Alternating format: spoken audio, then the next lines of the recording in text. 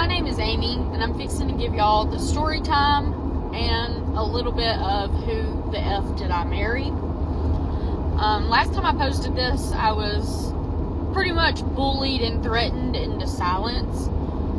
And now, I mean, it's 10 years out.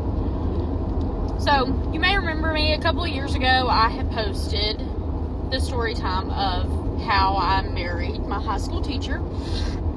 So I'm going to re-put that out there because I was pushed into deleting it when it's my story and other parties could have came out with their story.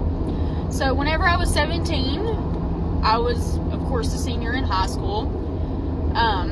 One of my teachers, my last period, had slid his number around and a time for me to call him. I had been told that him and the wife were getting a divorce, they weren't living together, and all that came out, and it was not true. He had lied. He was probably my teacher from 9th or 10th grade to my senior year. So we had built I guess a friendship or a relationship. Looking back now, it was definitely grooming, because I mean, we would talk like we were best friends, hang out, you know, with the whole class, etc. So I truly believed that he told me that they were getting a divorce, and I believed that. I shouldn't have, but I believed it. So when I called him that night, of course I'm nervous. He was telling me that he had liked me for a couple years. Just that past summer, he couldn't get me out of his head. Yada, yada, yada. All the love bombing that you could think of going on went on. And in my brain, I truly thought he meant it. I will say, whenever I found out that they were, in fact, not getting a divorce and that was a lie, I remember having a conversation with the wife at the time. And I want to say, like, she gave me so much grace that I probably couldn't give to somebody else if they had done. So I just want to put that out there. She was never rude to me. Nothing. Never once. She talked to me a lot about Jesus, and if I believed in Jesus, and if I believe, you know, what I did was wrong, which at the time, I'm 18 years old now, and I know best, etc. You know, nobody can tell you anything at 18. So we had continued talking, and it had been going on for about a month and a half. My dad had went out of town, and I went and stayed with him, behind my parents' back. And so it was just a slippery slope after that. It had kind of made its way around school. We weren't very quiet about it. I guess you could say it wasn't very secretive because I was 18, didn't think nothing could happen, which is a lie. So it made its way around the school, and one day he had called me the night before and said, I think that they are going to come to the school and question us tomorrow. And so I was prepared for that, because one of the sisters had told him that it was getting around to his niece and stuff at the school that him and I were in a relationship. So we carried on our relationship. Then the detectives did come in. We were put in separate rooms, questioned for hours. Cops were there, all the above that you can think of. So I remember going home that night and panicking. And I get a call from an unknown number, and it's him asking what I had said to the detectives. Which, that first interview, I really didn't give a whole lot at all. I pretty much denied. Well, it was Thanksgiving break, and I remember I'm like, I'm going to have to tell my dad about this. My dad had custody of us, me, my brother, and my sister. But my plan was to tell him after Thanksgiving. Family dinner was over. Well, I get a call Thanksgiving morning, and it's my dad. And I instantly knew why he was calling me. And he had asked me about it, and I had told him the truth. And he told me that we needed to sit down after Thanksgiving, you know, pretty much told me that there was no reason for somebody to go to jail over something that I consented to. So we sat down and we had conversations, and was told that him and I were not allowed to talk anymore. And of course, being young and dumb, found a way around that. Should have just let it be, but can't take it back now. I did a lot, of wrong things, especially to, the wife. I should have ended it as soon as I found out that they were, in fact, not getting a divorce, but I didn't. Nobody could tell me anything. My dad had tried to talk some sense into me, like whenever I was going to be in my prime of my life, I was probably going to have to be changing his diapers. It was rough, and it was really rough. And me, I was 18, and I was fully head over heels in love. Thought that he was going to be my forever. So as soon as all this court case started coming out, of course, that's whenever his divorce was going through, finally. So after that, before he was ever divorced, I was pretty much already proposed to, which I thought was done out of, I guess, a good heart. Looking back now, he proposed to get out of jail. He needed me to marry him, that way he could not be, that way I couldn't go up on the stand and testify truthfully. I don't think he ever truly loved me at all, but I mean, that's here nor there, because you just don't do things like that to people that you love. So we ended up getting married at the end of my senior year. I think it was in June that we got married, because we had to wait 60 days after his divorce was final. And on that 61st to 62nd day, we were married. And this was international news. It had been going on. We were being followed by multiple news outlets. But back to that, we were living together, married, fine, and he started being very abusive mentally at first. When we got married, it was how he was worried that I was going to go tell the world. I remember my dad sitting me down and talking about it, and I remember wanting to protect him so bad, because I knew how much trouble he could get into, that I literally lied and said I was the aggressor, when in reality he put the sticky note on the desk and gave it to me that said his number and the time to call him. But I was willing to protect him at all cost. But if that even meant me getting in trouble, that's what I wanted to do. So the mental abuse started first. There was one time where we were in an argument. He had woke me up at 3 a.m. Arguing with me about it, because my dad was helping the DA, which I can't blame him. I was his baby, and some grown man who knew better didn't care. So he's yelling at me in the middle of the night to call my dad and ask my dad why my dad wants him in jail so bad. It had gotten really bad. It started on I needed to call the ex-wife and apologize for ruining her family. When in reality, all I ever did was to protect him. He had chased me down our long hallway one time to grab my phone because of how bad it was. I was trying to call his sister. And I just let all this stuff go in the morning, because I didn't want him to be in trouble. So we moved to a bigger city. Things were okay for a little bit, and that's when things get rocky again. The mental abuse and the verbal abuse comes back. The things that I allowed him to do to me blows my mind, because I would have never, ever have allowed that with anybody else. So we remained married. I was working really hard, because he, of course, got fired from his job as a teacher, as he should. And we had bills and child support to pay at this point. So I made sure to get a good job where I could help support both sides.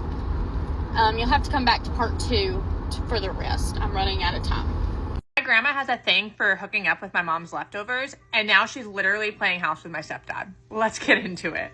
So for this to make sense, I have to rewind back lots and lots of years. So my first memory of my grandma kind of being a thought is back when my mom's really close friend, so this is my grandma I'm referencing is my mom's mom. I was a lot younger, but I don't know why I remember this so vividly. My grandma was hooking up with one of my mom's close friends who was like 23 at the time, may have even been 22 at the time, and my grandma was 47, and literally doing it in the house when we were all in the house. This is after she had already hooked up with my biological father after I was born, and my younger brother's dad's brother, if that makes sense, who was also a lot younger than my younger brother's biological dad. So my biological father and I didn't meet till I was 4 years old because he had brutally assaulted my mom and broke her jaw in multiple places, where she ended up in the hospital when she was pregnant with me. So naturally he wasn't around. He met me when I was 4 years old and then proceeded to hook up with my grandma. So there's 3 men that are my mom's friends, the same age as my mom. This is her daughter, remember? So now fast forward to current day, and she's playing house with my stepfather, who I considered to be my dad growing up. So my stepdad and my mom were co-defendants. They were both drug addicts, and they would get arrested and get released and get arrested and get released, and it was always together. Like literally on their file, they were marked as co-defendants. Back when they did their last relapse, it was when I was 18. So my little sister was 9, and my little sister is the only child that they have together. My older brother, myself, and my younger brother, who's adopted out, we all had different dads. But my stepdad, Carrot, is who basically played my father figure.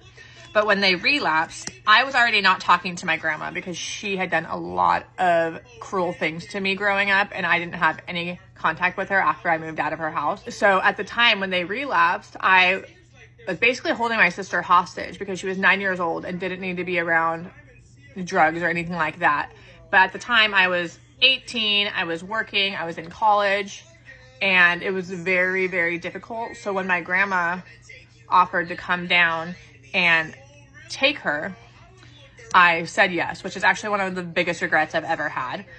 But I just couldn't do it. I was trying and I was failing. I would bring her to work with me, and luckily my boss at the time was really, really cool about her sitting at one of my tables while I served and whatnot. But when I was in class, she would sit in my car in the parking lot with the AC on, and yeah. So anyway, so my grandma came down and offered to take her, so she did. Moved her to Arizona. My grandma ended up legally adopting her. Around the same time, my mom tried to commit suicide, and she ended up in the hospital. And after that, she ended up wanting to get sober. So she moved to Arizona to be close to my sister and went to a drug rehabilitation program out there in Arizona and ended up getting clean, and months passed and she ended up meeting her now husband on Plenty of Fish. So at this point, she had moved on from my stepdad. My stepdad was still frolicking around California, probably on a bike buying drugs, I don't know. But anyway, so my mom moves on. She's happy, she's sober, she's thriving. My stepdad decides that he's going to move to Arizona to be closer to my little sister. So he does. He ends up moving in with my grandma, which we all thought was weird because now at this point he's the ex, and they never got along when my mom and him were together to begin with. So it was just a very weird dynamic. We were all like, that's weird, but okay, whatever. You don't have a place to stay. Cool. We're thinking it's going to be something temporary. It was not temporary. My sister has already moved out of that house now. She's 20-something years old. She's 21, 22 years old. And he's still living there, and they're literally playing house together. They travel together. They go out to eat together. They live, and I'm sure they do other things together. They just recently posted a picture of them traveling to South Carolina, and they were literally posing like a couple in the picture. It was the most weirdest thing I've seen, and I just had to say something about it. People always ask me why I dislike a woman so much that kept me from going into foster care, and it's because she didn't keep me out of the goodness of her heart. She kept me to use me as a pawn against my mom, which my mom wasn't making the best decisions all the time, so obviously, you know. But she also kept me as her punching bag. She kept me as her slave. She kept me as all of the things that you're not supposed to want to keep a child for. And she also got a pretty hefty check for me. So it's hard for me to have a special place in my heart for someone that abused drugs and alcohol and wanted to talk shit on her daughter, who was doing the same thing, who started doing it at 13 because she started doing them with her daughter. Let me know if you guys have any questions. Okay, so this is part 2 of Who the Fuck Did I Marry? I married my high school teacher whenever I was 18 years old, fresh out of high school. So when we went to get our marriage certificate, it was told we needed to go to a different county than what we lived in. That way that the DA couldn't block the, I guess, marriage certificate. I don't really know how that works. So we went and got our marriage certificate in Coleman County, and then headed straight down to Gulf Shores and went to the Gulf Shores Wedding Chapel pretty much and got married within like an 8 to 10 hour span. So, you know, I had to break it to my dad after that yes, we had indeed got married. Everybody was blowing me up. So when we got married and we got back, things were great at the beginning. And that's when everything started to go downhill. We moved. We constantly had people following us from the news. And it truly was sad. Looking back on it, like, I can't believe, like, I accepted what I accepted. But it is what it is at this point. I'm finally healing and growing from it.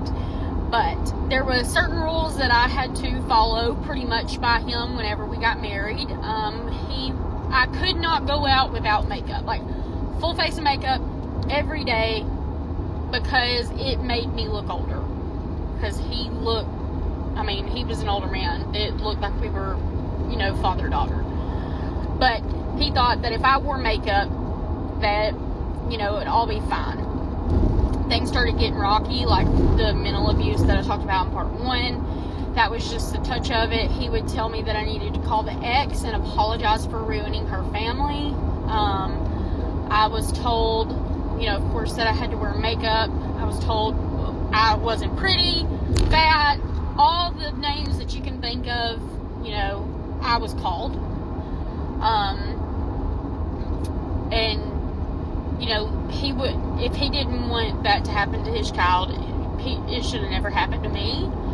But it is what it is at this point. So life went on like that. He had several guns, and there was multiple arguments where he would put the gun to his head and tell me to end it, or he'd put it to my head and tell me to end it.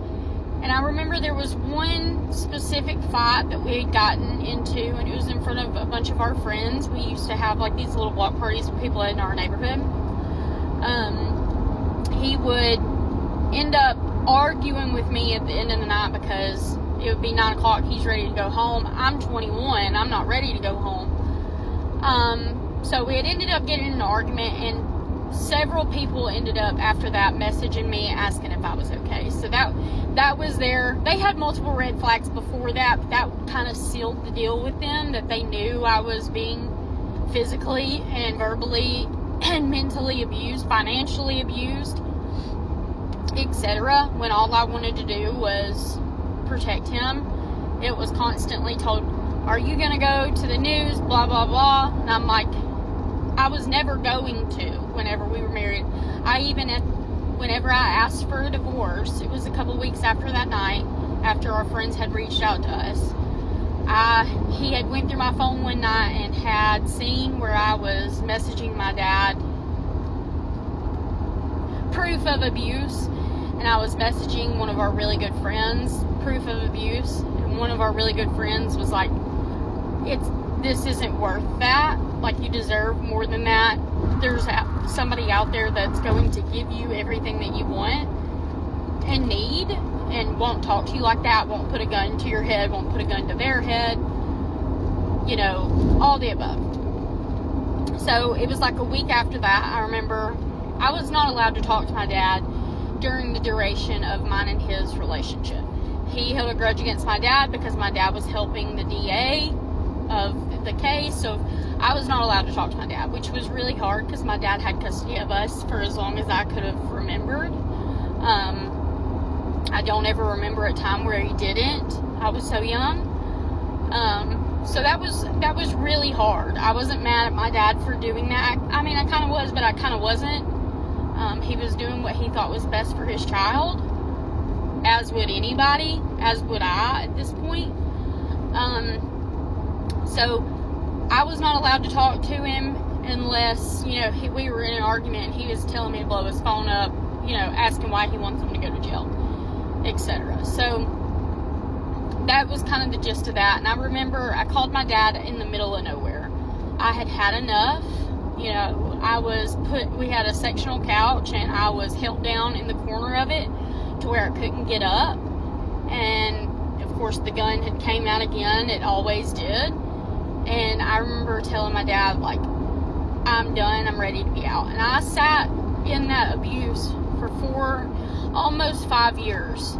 And even at the end of it, I remember talking to my dad, because whenever I asked for a divorce and he knew that I wanted one, all he was worried about was, what was I going to say to everybody? Was I going to take it to the news? Was I going to sell my story, etc.? He was never worried about losing his marriage to me because he loved me. He was worried about himself.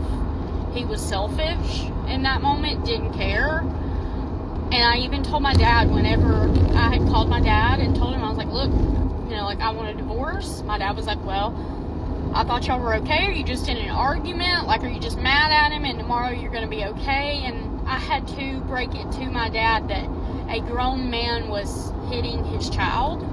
And that was really, really hard. Like, it makes me tear up now because I still remember the conversation. And even in the conversation after that, and after I had showed him the proof, all I had told him was, if I tell you the rest, you'll kill him. And he said, baby, I'm not going to kill him. And I said, well, I think you'll pay somebody to. And he said, baby, I promise you I won't touch a hair on that man's head, nor will I pay somebody to. And I ended up having to tell my dad that I was being very, very, very abused. Mentally, physically, emotionally, anything that you can think of. I was so beat down by the time of it. Like, I truly believed everything he said, that I wasn't worthy of our relationship, you know, like, all the above. I wasn't pretty enough, wasn't skinny enough. I, you know, had to wear makeup all the time, you know, all of that. And that was a really hard thing to finally admit, because I would have never admitted it had people not started pointing it out, like, you don't deserve that, and there's more out there. So it wasn't very long after that, my dad had told me, well, let's get some things in order, like, tough it out for about a week, get your paycheck put into your physical account, not your joint account, get all that situated, and let's get you out of there. And he had planned a time for him to come up whenever my ex was at work, and we were going to move all my stuff out. So I think it was like 2 days before that, 2 or 3 days, he had woke me up and he was like, I went through your phone, like, I know X, Y, and Z, I'm not going to work today, etc.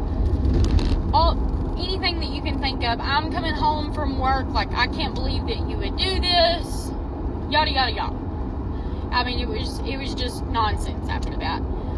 So I remember calling my dad and one of my really good friends in the neighborhood, because I knew he would be home, that I had already told them what had been going on, and I was like, look, he's coming, he went through my phone, like, he's coming back from work, and I'm worried. So he gets back from work, and of course the gun and everything starts coming out, and I remember calling the friend, and he had me by the arm on the phone with him, and I just remember the friend being like, let her go or I'm gonna come down there. My dad was like, call the cops. I ended up going to work because I had to work that night.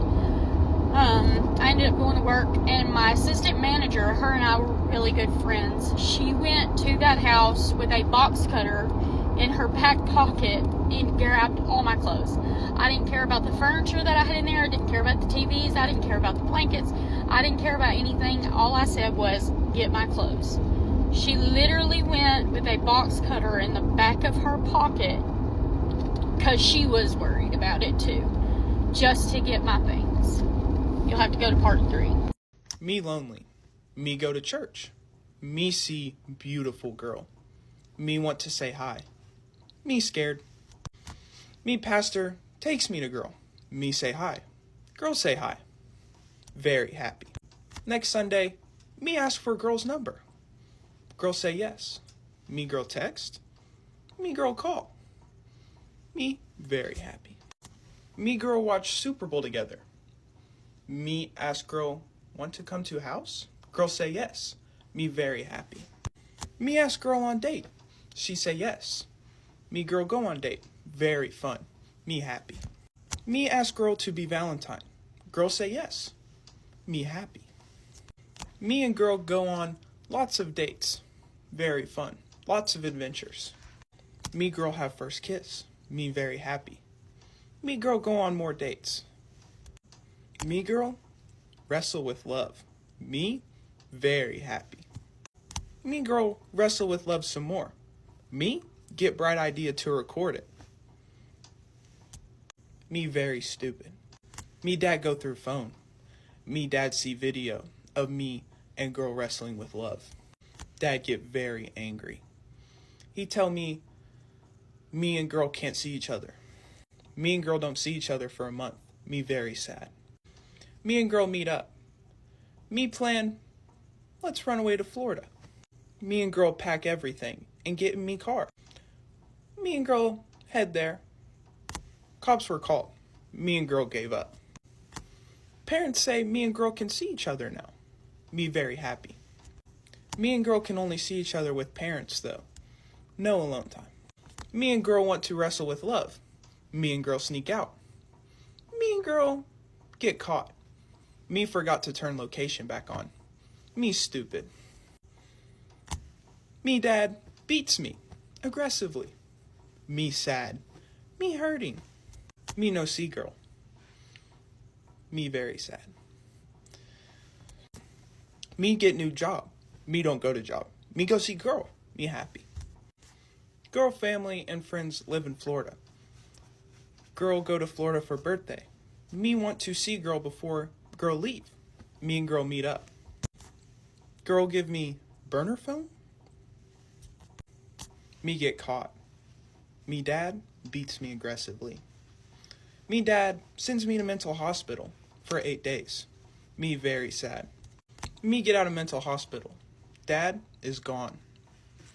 Me girl get to talk. Me happy. Girl move in with friend. Girl dad wants to be her new dad. Girl dad no like me at first. Girl dad gets to know me and likes me. Girl comes to visit Tennessee. We want to see each other.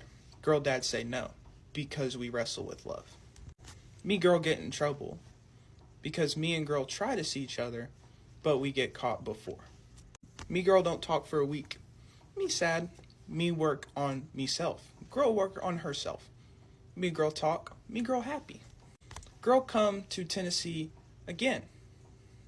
This time me and girl get to see each other. Me and girl very happy.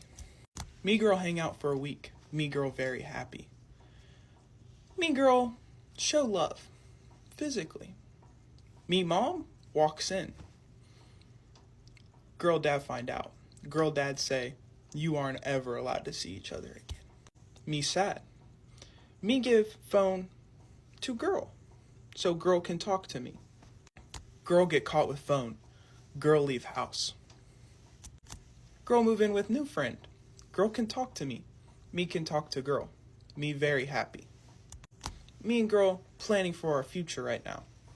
Me girl want long distance to end. Me girl love each other very much. Me can't wait to spend rest of life with girl.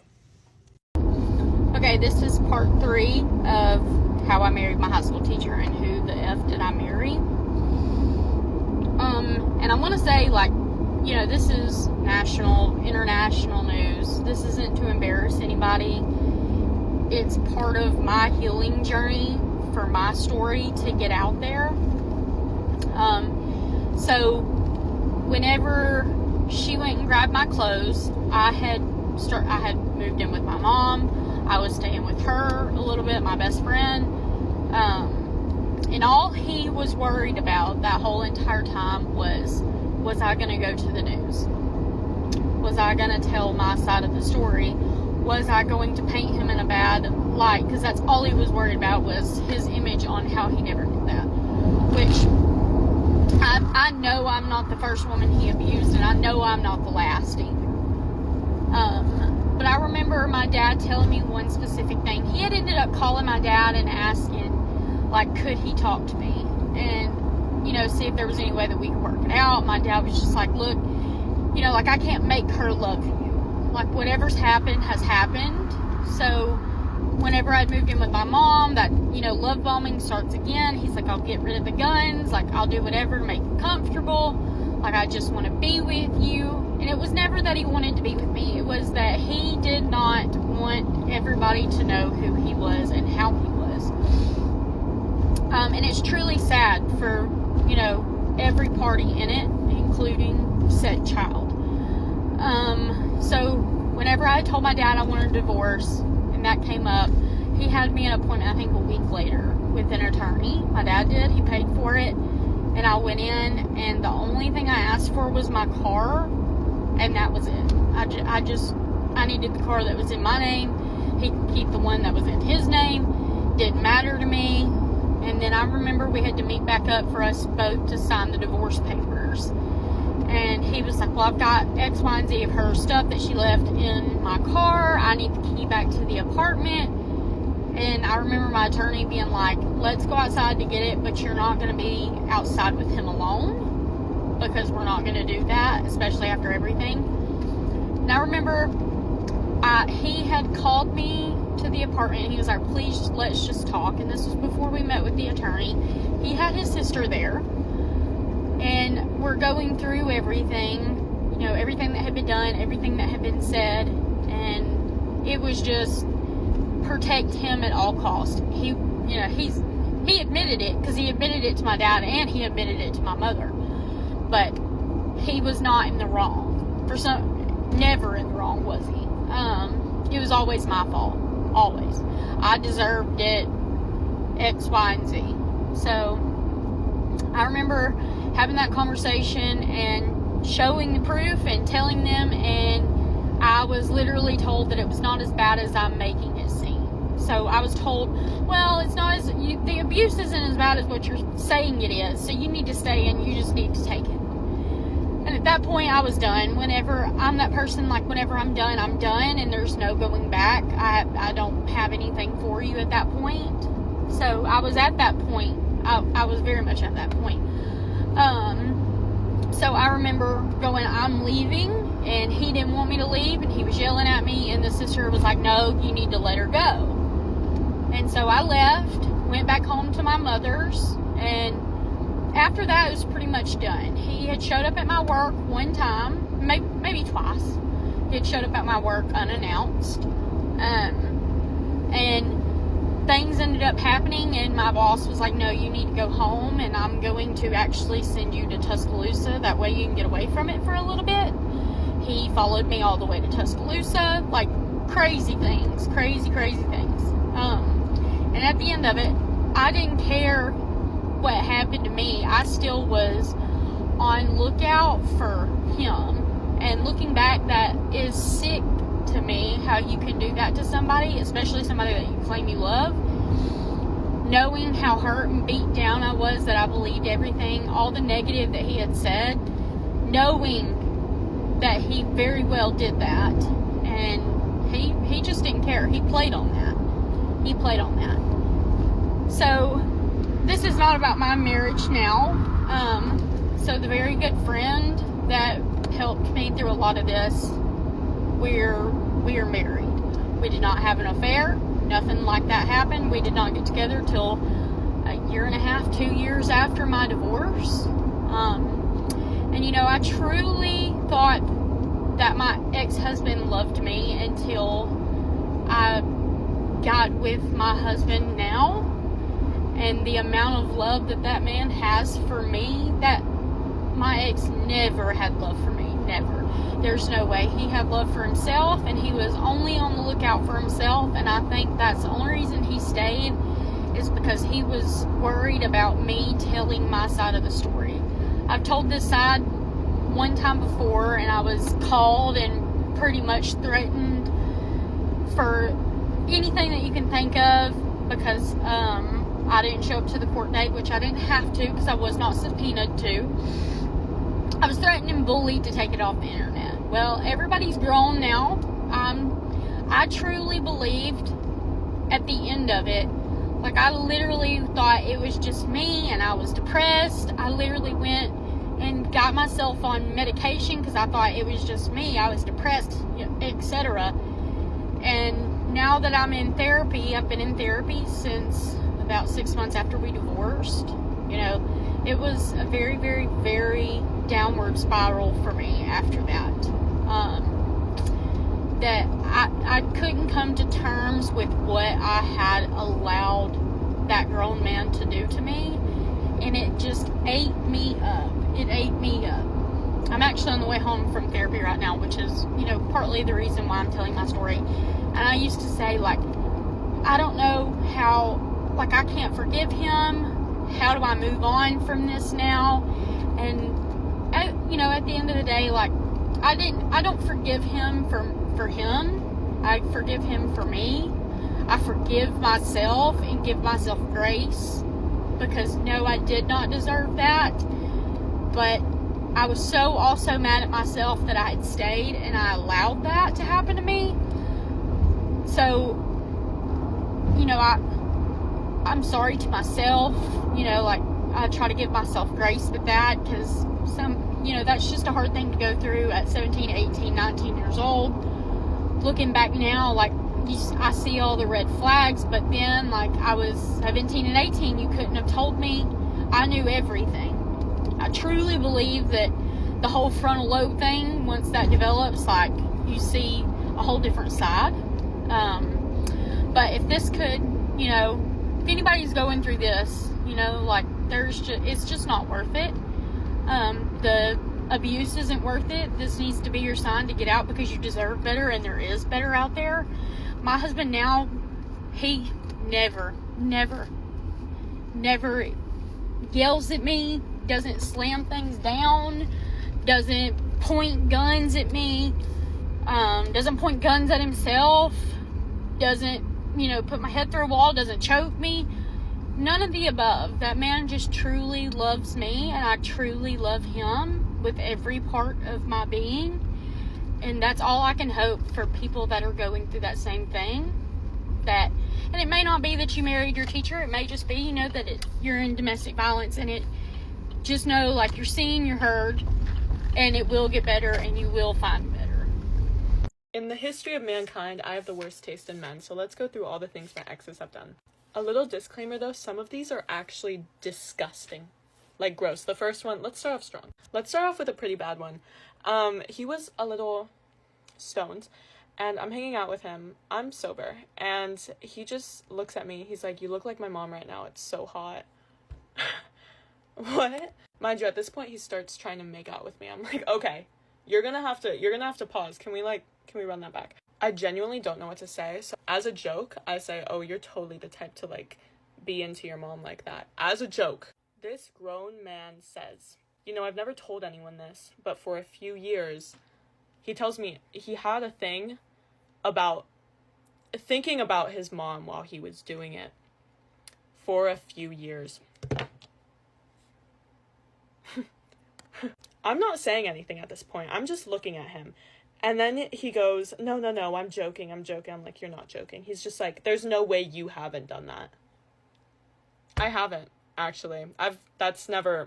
No, I haven't. Next one. Same ex, by the way. I think when we first started talking, I asked him what the most down bad thing he's ever done was, and he said cut holes into his stuffed animals and pillows, to the point where his parents had to, like, he was limited to one pillow. Same ex. We're going on a date. It's our, 6-month anniversary, and I want to look all cute.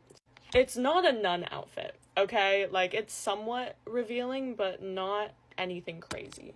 It's that skirt and a tank top. I get all pretty. I put on my makeup. I show him. This man proceeds to throw a fit and starts crying and asks me why I can't dress more like his mom. I'm not getting the red flags, I don't think, at this point.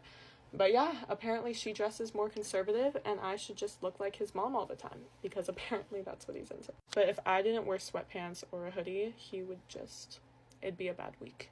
Same ex, of course. He'd do this thing in the bathroom where after he like took a dump, he would wipe and then start smelling it. And I asked him one time, like, why do you do that? And he's like, it's the only way to make sure like I wiped enough. Like he'd wipe, smell it, put it in the toilet, wipe, smell it again. I remember one of the times I told him to like maybe stop doing that. He literally started waving it in my face. And I ran away from him. Oh my god. Same ex. Finally, we are breaking up. And he tells me that we are going to talk on Friday in person. It turns out, while I was out hanging out with one of my friends, he took all his stuff from our apartment, moved out, drove 6 hours to go back to his daddy, and then proceeds to call me, say he can't meet with me in person, and adds me to a group call with his mother to break up with me. The night we break up, he has a bedtime set for me. I don't even want to talk about why I stayed with him. But anyways, we live together and I have a bedtime at 10 p.m. And if I'm not in bed past 10, he gets pretty upset. And the night before we broke up, he accidentally hit the back of my head into the corner of a marble countertop. And this was around 9:30. So around 10, I can't sleep because I damn near had a concussion. It's 10 o'clock and I'm laying flat in bed because, again, I know if I wake him up, he will be upset. So I'm just laying there, eyes closed, not making a sound, not moving a muscle. He sits up and he proceeds to go, I can sense that you're awake. You have to go sleep outside if you're not going to bed now. And I'm like, well, my head really hurts. Can I go get medicine? And he's like, yeah, just go. I go to the store to go get medicine and I come back. I think at this point it's like 12. And I obviously open the door to our apartment and he gets mad at me and tells me to sleep outside because the door sound woke him up. And then the next day, he doesn't talk to me at all. I'm trying to talk to him, and he's on the phone with his mom, surprise, surprise, the whole time telling her how I'm crazy, I'm out of control, and I'm a narcissist for keeping him up past his bedtime. And that is the story on my last ex. Hey guys, today I'm going to be telling you about the time I almost got kidnapped. This was probably about at the beginning of the year, maybe like February, March-ish. So I used to run miles around my neighborhood like every single day. So let's just get right to it. Okay, so on this particular day, I was running a different way than I normally do. So I'll kind of have to try to explain it to you guys. I'm gonna get my iPad out to show you guys exactly like where in my neighborhood it was, but I'm gonna block out like the street names and everything. Okay, so I have the map and everything blocked off, all the roads and everything, but before I get into that, it was about 6 in the afternoon, I want to say, when I was running, and daylight savings hasn't happened yet, so it was fairly light outside still. So the way I usually run is down here and then like down here, and then there's a lake, there's a pathway, and you can like run along the lake, and then like it loops back around. So it's like a circle over here like that I run through the houses and everything. But on this particular day, I decided I was going to run a different way because I kind of just got bored of running that way, and I knew exactly like when it hit a mile. I don't know, because I like to like use like a little app. I don't know, but whatever. I decided to run a different way this day, and so I ran this way, and you see like this is a roundabout, so I was running this way, and yeah, so I had already ran 1 mile because I remember literally slowing down here and like checking and like taking like a break and like changing my music or whatever. But then I saw a car. So this over here is a plaza, and cars come in. I'm sorry, I'm not trying to flick you guys off, but cars come in and then they, you know, go around the roundabout and we'll go here or they'll go here. So this car, it was a white van, which pretty ironic, I know, but he's driving this way, and then I'm like right here and he's like right here, and he slows down, and I can just see him, like, good thing I was like aware, like looking around, you know, like breathing, whatever, and I can see him just like staring at me, and I'm just like looking at him back, like, what And then I just like look away and I'm just like, he's just gonna drive away. He's just a creepy guy. Mind you, he also had his window rolled down, and then the back seat windows were up, but they were really tinted, like dark. You could not see into the back seats. Actually, I don't think it was a van. I think it was more of an SUV, but it was white, so I remember just like referring to it as a van, but realistically, I think it was really just a white SUV, but it looked like an old SUV. So as I was saying, I was like about right here, and he was driving this way. So I was in like going this way where like the cars would also go that way, and he was coming this way, you know? So I'm like still walking, and I see him like just slow down. He's just slowed down. And then he speeds up. He starts speeding up and goes around the roundabout, and instead of like going this way or that way, he goes back to where I was. And I turn around and I can see him like, and he slowed down again. So now he's going fairly slow. And I start running because I get like a really bad feeling. And so I start running as fast as I can. Mind you, I'm over here. There are no houses in sight until down here. So my plan was to run down there to those houses. So he had started to speed up as I started running because I kept like turning around and looking, and he was like starting to speed up. And you know, now he was on the same side of traffic as me. So I was like kind of running in the grass, so I wasn't on the sidewalk because I was really scared that he was gonna like snatch me. I don't know, I was running, I don't know. But so I ended up running all down here, and then I literally ran into like someone's backyard. I remember like running into someone's backyard and kind of just like staying there because they didn't have fences up or anything. But then he like drove past me. He slowed down again and he drove past, and then I walked into here where there's like houses, and I was just like walking, like looking around, and I kid you not, he circled me back around 2 times. So like I wasn't gonna go to my house, so I was kind of just like there, but there were people like walking their dogs and stuff because again it was like 6 o'clock. So luckily I wasn't like alone, but I was just like walking here and just like being very aware of my surroundings. And then I waited like 10 minutes to see if I'd see him again, and I like didn't see his car again, so I literally just like ran to my house. But yeah, I guess I didn't like, it wasn't really like too close, but I mean, he literally was like circling me, and I mean, he was clearly following me, and I did not feel good about it, and I was by myself wearing like running clothes, you know? So luckily I was aware of my surroundings, but that is the story about how I almost got kidnapped. Curl my hair with me while I tell you about the story of how I found out my boyfriend of a year had a girlfriend of 5 years. So I already parted my hair, or separated it, so I'm going in with my heat protectant.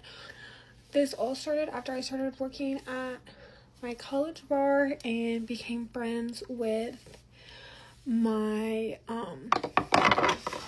manager slash a guy that I worked with. Basically, like, we would just like talk all the time when we were at work, and then he invited me to go to a concert with him. The Kenny Chesney, Megan Maroney, honestly can't even be mad about that because it was so good. But he ended up having something come up and he couldn't go, so he gave the tickets to me and was like, here, just like bring a friend. And I was like, oh, okay. So me and one of my friends went. He, after like that obviously didn't work out, he was like, hey, like, we had already like made plans to go to the Coetzel Treaty Oak show, but that wasn't until September, and like we're still in July. So like, I'm a huge Glen Powell girly, and so he was like, you know, Glen Powell's in the new Twisters movie, like, let's go see the new Twisters movie. And I was like, yeah, let's go see it. So like we went to that movie, and like honestly, like at this movie, like I didn't really know if we were like going as friends or, but he did like pay for it, but like I didn't get any like drinks or snacks or anything like that. And like we literally like sat as though like we were 2 friends. Like he never like put his arm around me or anything like that. No PDA. But after that, he was like, we both loved the show One Tree Hill, so he was like, let's watch One Tree Hill together. And I was like, yeah, let's do it. So like, keep in mind, like, he is initiating all of this.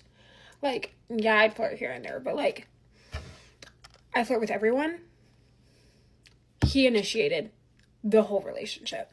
Basically, after that, we started like actually like hanging out and like dating, and he took me to like a Japanese steakhouse. So good. But one day, like, I was leaving my apartment and I like saw this girl, and like he told me he was subleasing this apartment in my like complex, and I was like, okay, cool. Well, this girl like literally is like screaming at her phone one day, and like it sounded like she said his name. I was like, weird, but like I was having to go to like stuff for like sorority recruitment, so I was like, you know what, we're just gonna wait and we'll deal with this later because I have enough on my plate right now. Well, he ended up texting me and was like, hey, can you call me real quick, like I need to talk to you. And I was like, yeah. Well, basically he tells me that this girl that like he used to be a thing with and now he's just friends with saw us together, or like somebody sent her something of us together, and like she's like losing her mind because he said that he didn't want a relationship with her, and so she's mad that he like wanted one with me. And I was like, okay, fair enough. Whatever.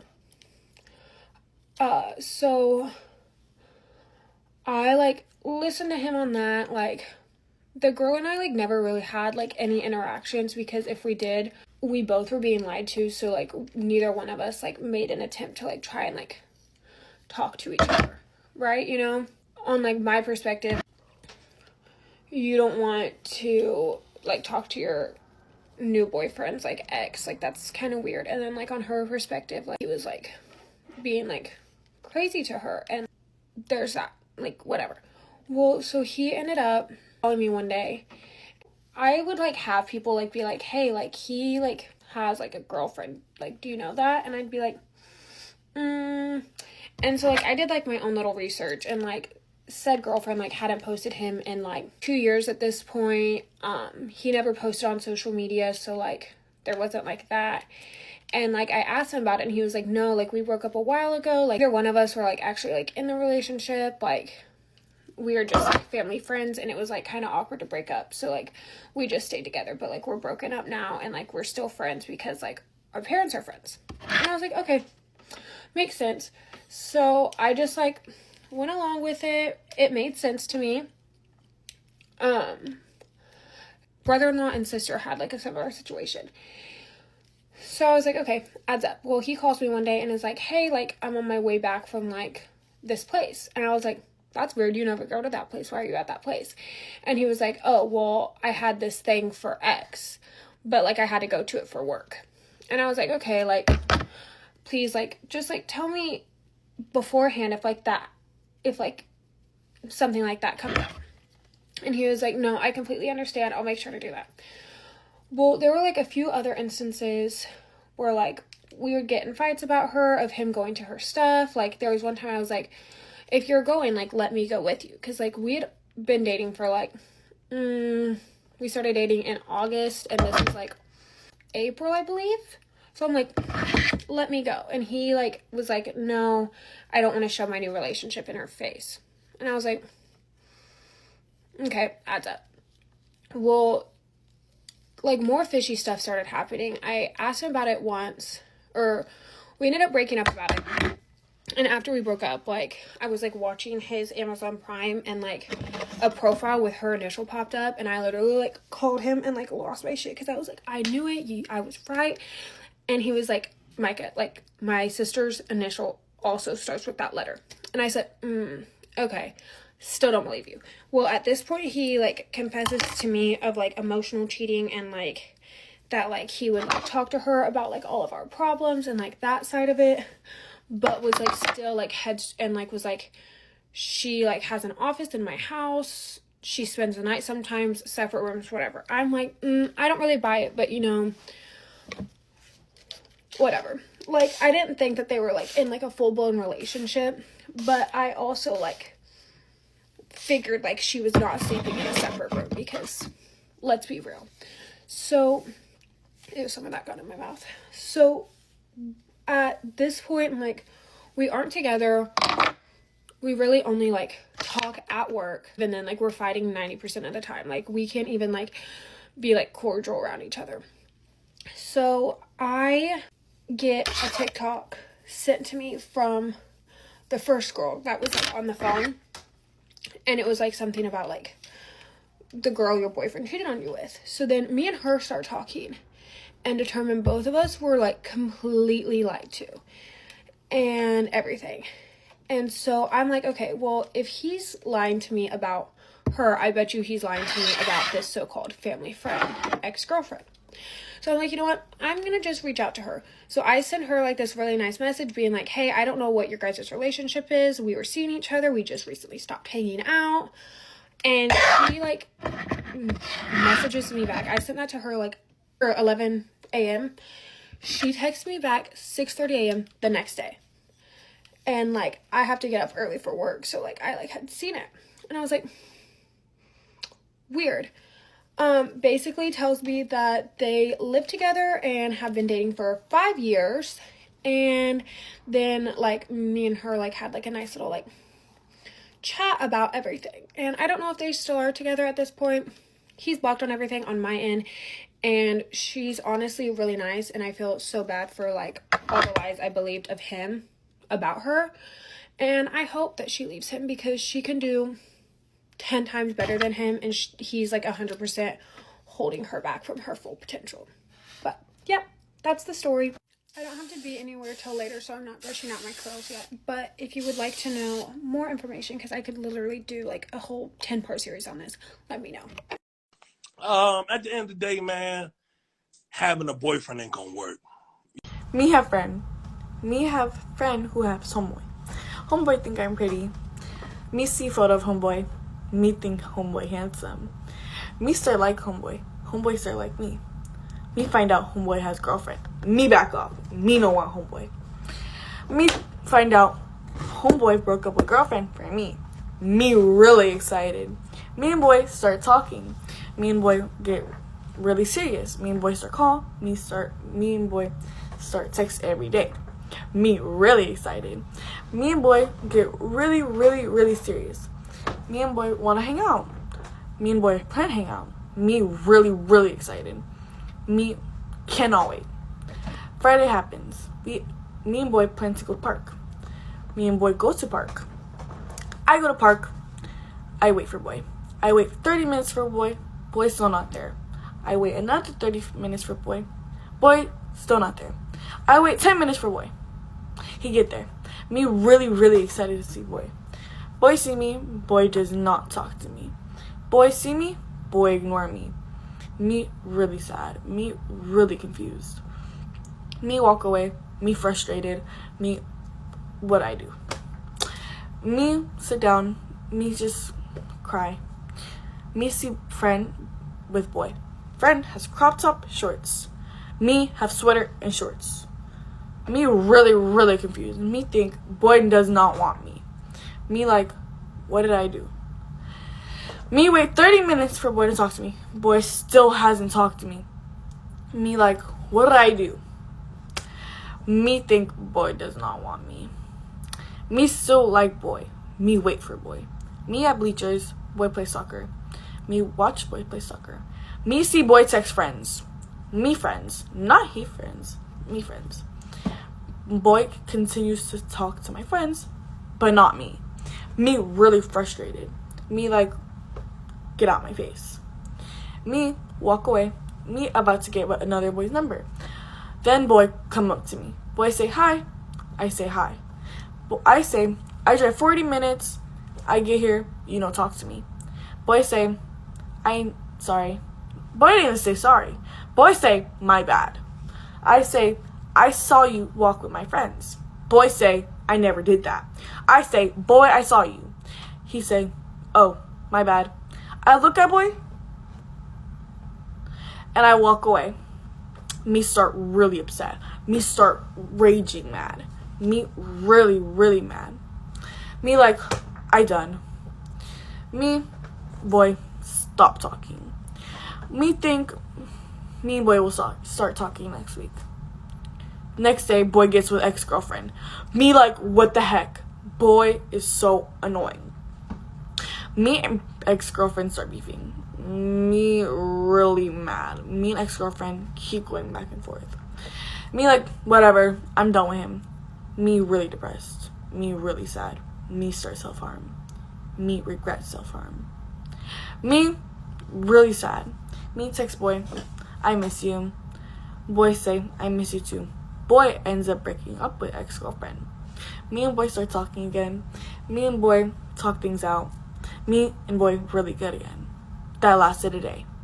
Next day, me find out boy blocked me. Me confused. Boy say, me go on other account. Boy say, oh, sorry, I didn't mean to. I say, okay.